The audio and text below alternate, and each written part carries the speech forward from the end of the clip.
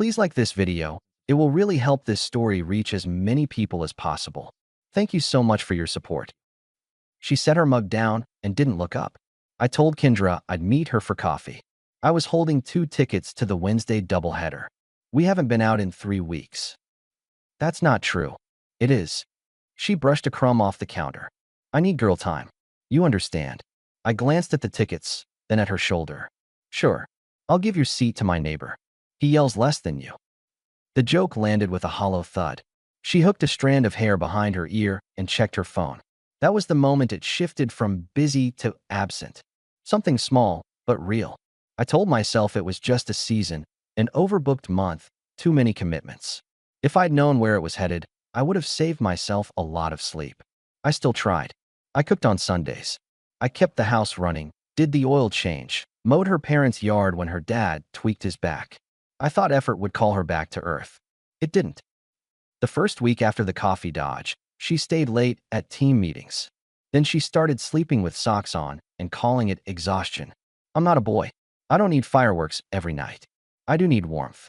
I'd sit on the couch and feel like I was sharing a bench with a stranger waiting for different trains. One night, I set 2 glasses on the coffee table and nudged her calf with my foot. We're due for a just us night. I'm wiped. Pick the show. I'll suffer. I'd rather read. You can read to me. Use the voice you use when you're trying to sell me on your sister's multi-level candle parties. She smirked like it hurt. Don't start. What should I start? Not this. Right? Not this. I pulled my glass back, took it to the sink, and rinsed it out. That was my first quiet rule change. I wasn't going to compete with a phone or a book. I wouldn't pitch another date night. If she wanted connection, she could walk toward it. I wouldn't drag her by the sleeve. The distance grew legs. Snarky ones. At Lindsay's barbecue, my friend Jordan asked, "You two still doing the cabin in October?" She answered before I could. Depends if he can behave. I stirred the ice in my plastic cup. Define behave. Not pouting because I have friends. Me. Pouting. That you have friends. I watched the flame kick under the grill and smiled. Okay. Jordan winced. Lindsay whispered to my shoulder, "She's been edgy lately," as if I hadn't noticed. On the ride home, I kept my eyes on the road. Behave? I finally asked. I was kidding. Looked like a headline. Don't twist it. I'm quoting. She turned her face to the window. I need space. From what? From being managed. By who? You. I laughed once. You're allergic to questions now. Silence. She rubbed her temple. The next morning she left early without saying goodbye. Her text came at noon. Staying at my parents' tonight. Mom needs help with the garage sale. I typed back. Noted. Good luck with the priceless lamps. No fight. Just a logbook entry. The following week, I stopped rearranging my evenings around her maybes. I split our joint calendar into 2. Shared family stuff stayed. The rest, my gym slots, my poker nights, my clients, went on to my own. I moved my laptop to the guest room and set up a simple desk. When she asked why, I answered, "So I stop tripping over your piles when I work." I'll clean them. You haven't. That's rude. It's accurate. A day later, she placed a bowl of fruit on my desk, like a peace offering. Illusion number 1. I'm trying, she said. I see apples, I said. What are you trying at exactly? She shrugged. Us. That takes more than vitamin C. We'll do brunch Saturday. Book it, I said. 2 people need to show up. Saturday morning she forgot and texted at 10:22. Kendra's sister is in town. We're catching up. Rain check. I sent back a thumbs up and took my buddy Mike instead. We ate pancakes and talked about his truck. That night, my wife crawled into bed and nudged me with a calf. You're not mad? She asked. No, I said. Scrolling a box score. I'm busy. She didn't like that answer. Sunday, she was thick with charm. She laughed at my dumb jokes, sat on the porch swing with me, watched that show she called mindless. She put a hand on my shoulder and left it there for a full minute. Illusion number 2. The sweetness felt transactional, like a sales demo. I didn't push her away. I also didn't lean in. I poured her iced tea, checked an email, and told her the gutters needed clearing. She nodded like the gutters were offensive. Work stayed normal. I run crews for a remodeling company. Customers pay for clarity. At lunch, my foreman, Sasha, tapped her sandwich wrapper. You're quiet. I'm conserving energy, I said. For what? Decisions. You too good. We're two adults in a room. That's a no. It's a data point. Sasha smirked. You going to sit in it or fix it? I've tried talking. She chewed, then swallowed. Try something else. I did. I ended the routine she used to keep me on standby. The next week, when she said, I might be late Thursday. Team outing, I replied. That's fine. I moved poker to Thursday. If you need me, text before 6. After that, phone goes in the drawer. She blinked. Why the rule? Because I like my time. You're making this difficult. I'm making it predictable. On Thursday, at 10:43 p.m., my phone buzzed in the drawer. I didn't check it until morning. Her text said, crashing at Kendra's. Don't wait up. I sent back, didn't. That afternoon, I bought a pair of luggage cubes and set them in the guest room. It wasn't a threat. It was logistics. The late nights stacked up. Twice a week. Then 3. She'd come in after midnight, moving like she was hoping I'd wake and ask. I didn't. I'd be in the guest room with a book and a pencil mark for the page. When we did cross, she had explanations at the ready. Kendra's card died. Kendra again? Don't start. Try continue. Her tone sharpened. Do you want me to have no life? I want you to respect mine. She laughed through her nose. So dramatic. I'm a licensed dramatist, I said. Ask the union. At a Saturday cookout in my friend Mike's garage, neutral territory, men leaning on toolboxes, a game on a dusty TV, Jordan poked me. You good, man? Define good. Your wife's Instagram looks like a travel ad. I don't see you in it. I'm not photogenic. Mike tossed a rag onto the bench. Run a check. At least share locations. Not to snoop. Safety. I waved them off. I'm not turning into a hall monitor. She's not a suspect. She's my wife. Jordan lifted a brow. Don't be the last to know. I took that like a punch and pretended it didn't land. I still thought dignity meant trusting until you had to stop. But there's trusting and there's playing blind. Midweek, she started changing her phone habits. Screen face down, password modified, always near her hand. We'd be watching a show and her phone would buzz. She'd check it, thumbs flying, then put it down on top of the remote like a paperweight. I finally said, you know my code. What's yours now? Why? Because we used to share. We still do. Not that. It's private. Between married people? She shrugged. I need boundaries. Me too. Here's one. No locked accounts for shared bills. I moved our streaming and utilities to my cards. Anything you want to add, copy me or it gets shut off. She rolled her eyes. Power move. Clarity move. That night she didn't come home. At 12:18, I texted, you safe? At 12:37, yep.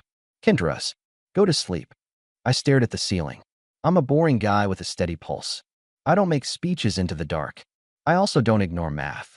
3 late nights, new password, a calendar that suddenly had Swiss cheese holes. I told myself I wouldn't play detective. Then I tried the shared location tile and got request access. New setting. When I asked, she smiled with all teeth. You're overthinking. Or you're under-explaining. I don't owe you a tracking tag. True. And I don't owe you my evenings. You're being petty. I'm being precise. She changed tack. Can't we reset? Let's do dinner Friday. I'll pick a spot. Pick it now, I said. Her thumbs hovered. I'll let you know. Of course. Friday came. 7 o'clock became 8. At 8:43, her text, running late. Don't be mad. I didn't reply. At 10:11, make it next week. I put my phone screen down and finished my steak at the counter, alone, with salt and silence.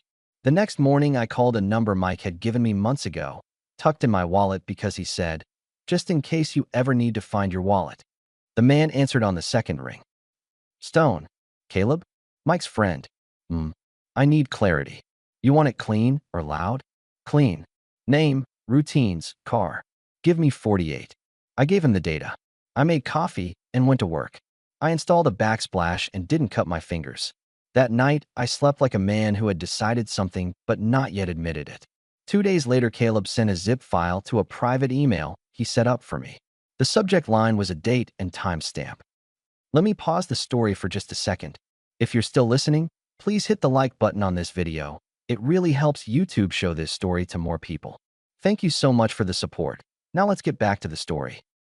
Inside was an ordinary Saturday mapped with ugly precision.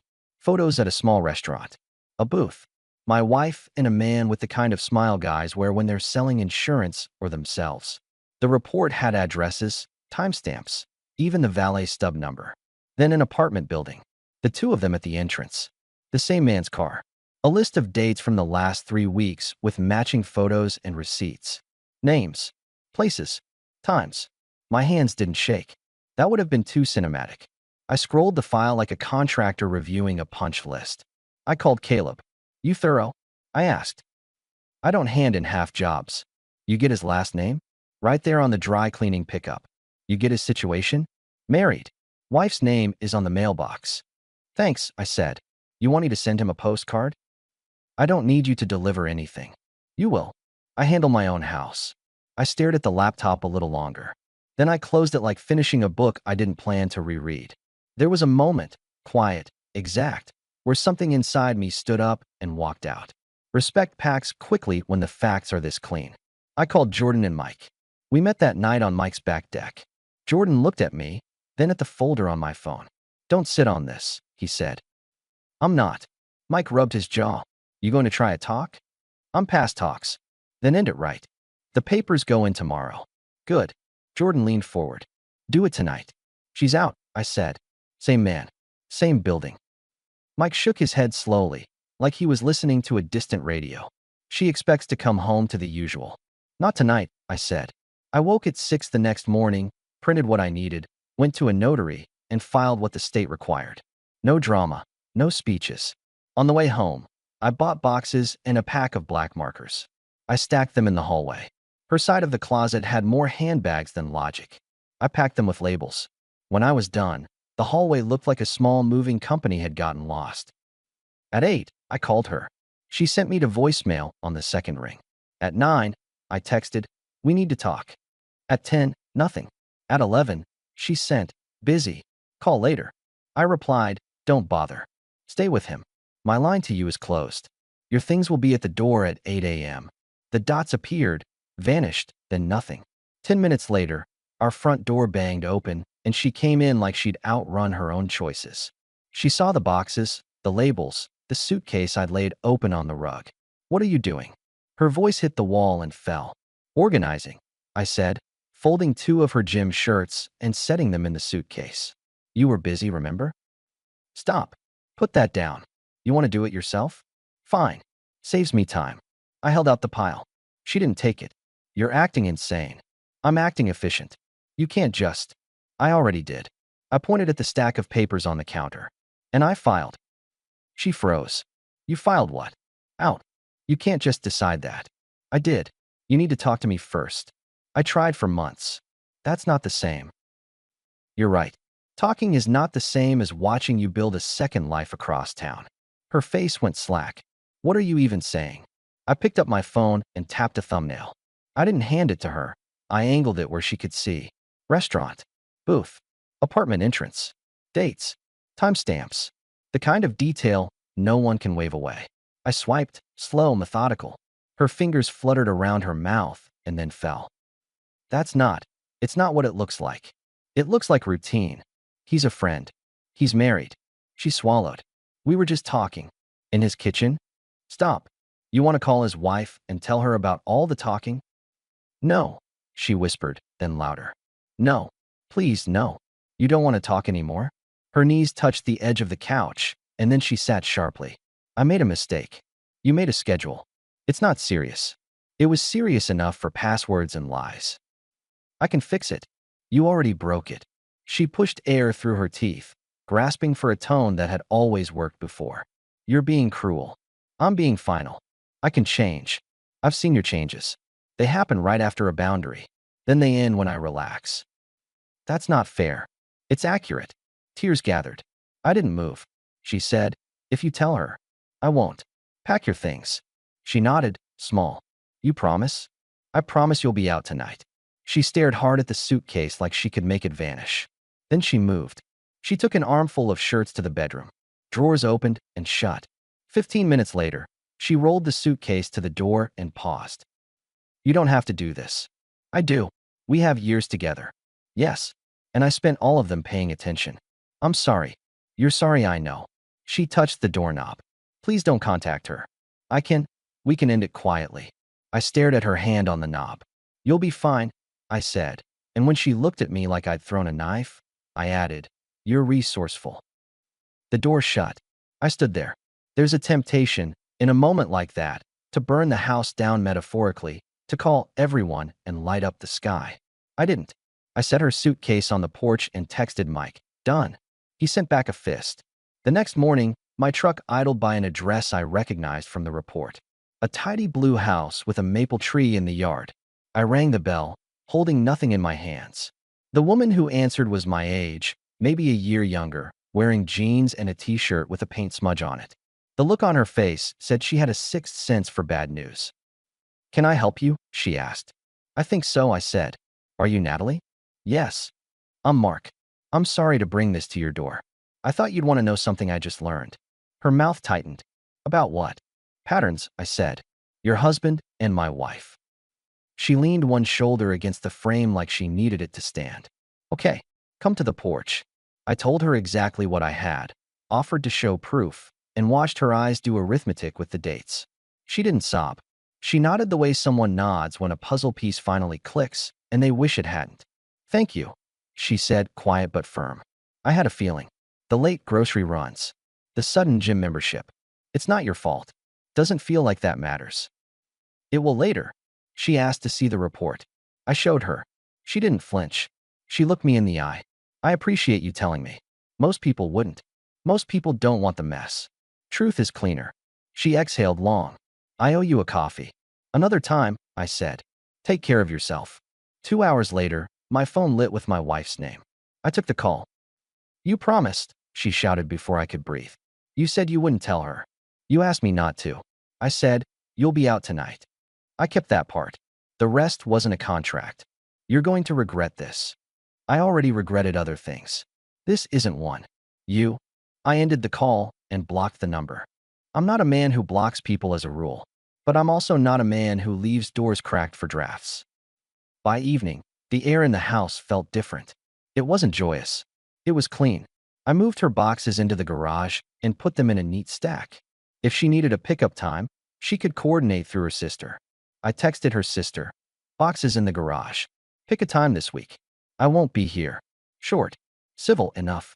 For a week, I didn't say anything to our circle. People talk. I didn't need to. Mike came by with a six-pack that we didn't really drink. We sat on the porch and watched a neighbor kid ride a scooter in too big a helmet. You breathing? He asked. Better. You going to be okay? I already am. Sasha asked at work. You good for Saturday's walkthrough? Always. You look lighter, she said. Carrying less. Good answer. It took 3 days for the silence to settle. Then it cracked. My phone buzzed with a new number and a simple text. Thank you for telling me. I'm sorry for your side of it. If you ever want to talk about home repairs, I have a faucet that won't stop crying. Natalie. I laughed, a short bark, not at her, but at the phrasing. Home repairs, my language. I offered to walk her through it over video. She insisted on paying. I insisted on not monetizing decency. She eventually sent a photo of a fixed faucet and a thumbs up. Meanwhile, my wife, ex-wife in waiting, vanished from my daily picture. Through friends, I heard she'd moved into a short-term lease near downtown. The man with the practiced smile had disappeared for a while, probably fielding his own house fire. Not my business anymore. Not my oxygen. 2 weeks later, I was at a neighborhood block party because Lindsay guilted me into hot dogs. The air smelled like charcoal and someone's attempt at ribs. Jordan flipped a burger and looked me over. You did it clean, he said. Clean is underrated. Any blowback? She tried. I'm out of range. You're colder than I thought. No, I said. I'm precise. He nodded. You going to tell the guys? They'll put it together. They always do. He grinned. You're a stubborn man. I'm a tired man who likes respect. Lindsay walked up with a paper plate. I'm not taking sides, but I'm proud of you. Take a side, I said. Take the one where adults don't treat each other like furniture. She laughed once. Copy that. At home, the rhythm settled in. I moved the bed back to the center of the room because I hated how it had been off by an inch. I sold the winter sports gear we hadn't used in 4 years. I put the cash toward a used motorcycle I'd looked at for months and never justified. The seller handed me the keys and said, "It'll clear your head." He was right. If you've never watched your street slide past in the mirror on a quiet morning, you should try it. It's not spiritual. It's practical. Natalie and I kept in touch at a distance that felt healthy. She wasn't looking for a replacement, and neither was I. We shared notes about contractors and recipes and weird adult problems like how to get a dent out of a garage door without buying a new panel. We didn't flirt. We didn't push. We built a small bridge made of honest sentences.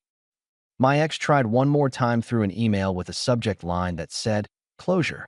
Inside were paragraphs of explanations that blamed late meetings, stress, my withdrawal from planning, and that old classic. We were disconnected before anything happened. I read it once, let my eyes land on the phrase, "anything happened," and smiled at the gymnastics. I replied with 2 sentences. The papers are filed.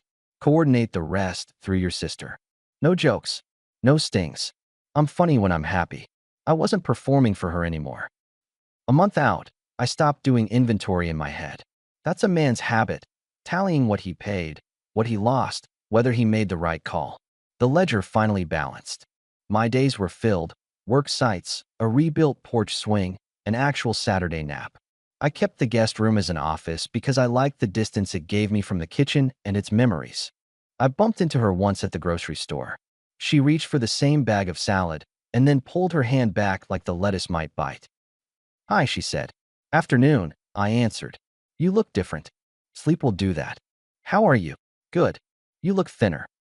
"Work will do that." She shifted her purse strap. "I'm sorry for how everything went. I'm sorry you didn't respect what we had." "That's not." "It is." She tried a softer tone. "We could talk sometime." We just did. I paid for my groceries, walked to my truck, and didn't look back. There's a certain kind of goodbye that doesn't need music. It needs closure with teeth. If you're listening for lessons, I don't have slogans. I have moves. Watch patterns. Don't beg for basic warmth. Set rules you can enforce alone.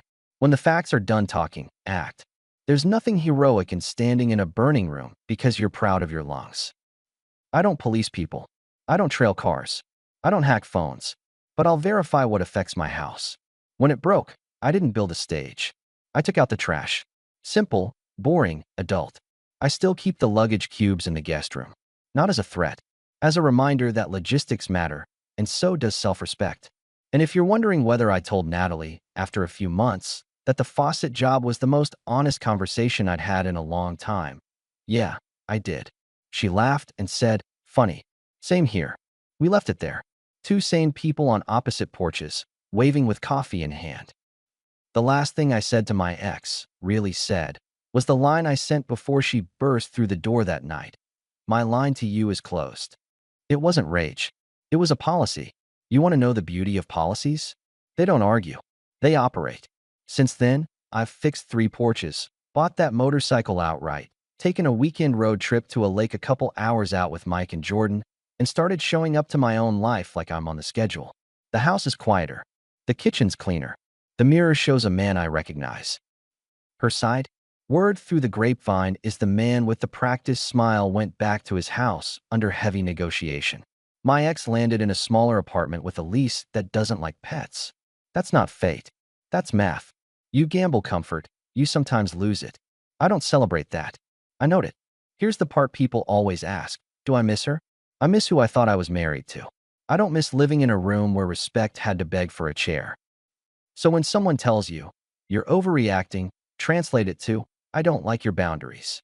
And when you feel that tiny shift, the mug set down, the eyes on the phone, the line about girl time, that isn't about friends at all, don't panic. Don't monologue. Change a rule. Let your actions do the speaking. And when the truth knocks with a zip file and a timestamp, open the door, read it once, and make the call. I did. And I sleep. Our story has come to an end. If you've made it this far, how about subscribing to our channel? It helps us immensely. I've selected 2 other videos for you that I'm sure you'll enjoy. Feel free to click on them. I'll be waiting for you in the next story. See you soon.